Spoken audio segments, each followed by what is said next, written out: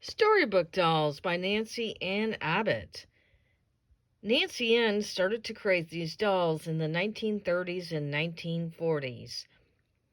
By the 1940s, she was one of the biggest doll makers in the country. In the 1950s, that changed, her health changed, and eventually the company was purchased by somebody in the 1990s that did do some more dolls, but again, the company was purchased, and we haven't seen too much out of the Storybook Dolls since then. When Nancy Ann began, she had these small dolls, and they're heavy, and then they get a little lighter, but they have these characteristic shoes that are kind of painted on. And some say the belly, like I could feel the belly on this one. It's not a flat belly.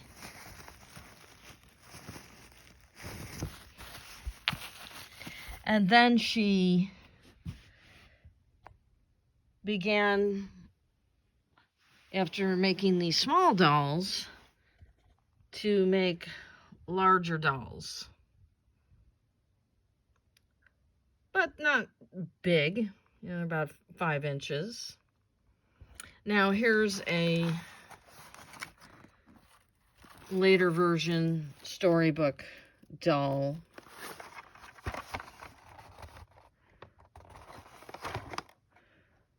Which is from Gorham, but I'm really not sure if that's officially a Nancy Ann doll.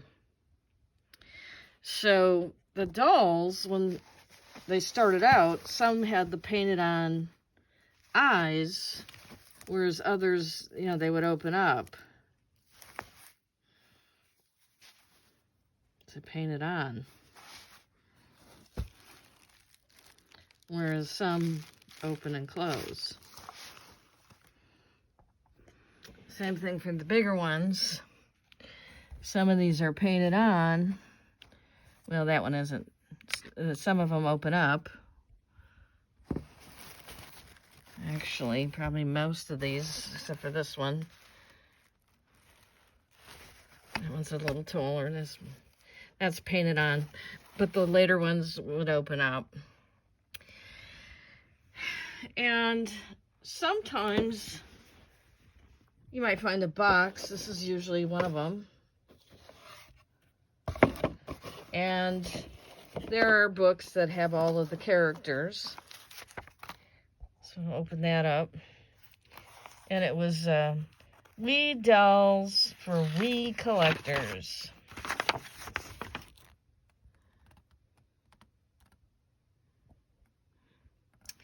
And this is kind of hard to read, but this is listing over 400 dolls that were made.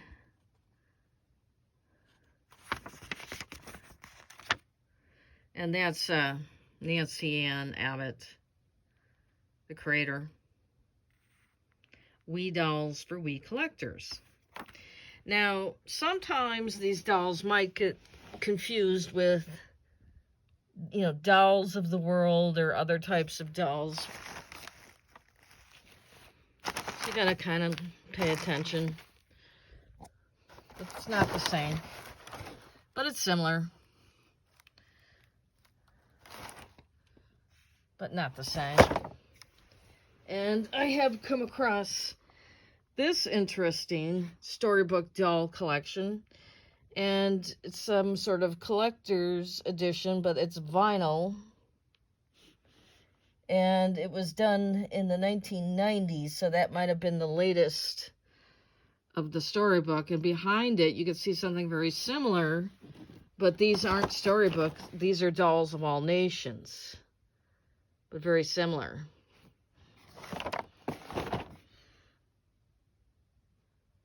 So you just have to kind of look and see if they have the characteristics.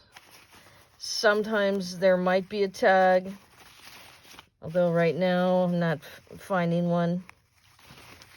But, or something that goes with it. But you want to take a good look and see if it's got these and the belly. And like I said, the eyes can vary.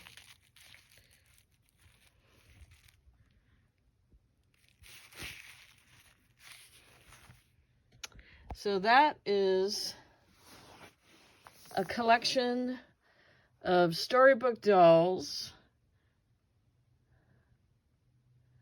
Some of these are from the 1930s, some from the 1940s, and probably the other one that I just showed in the box was 1990s.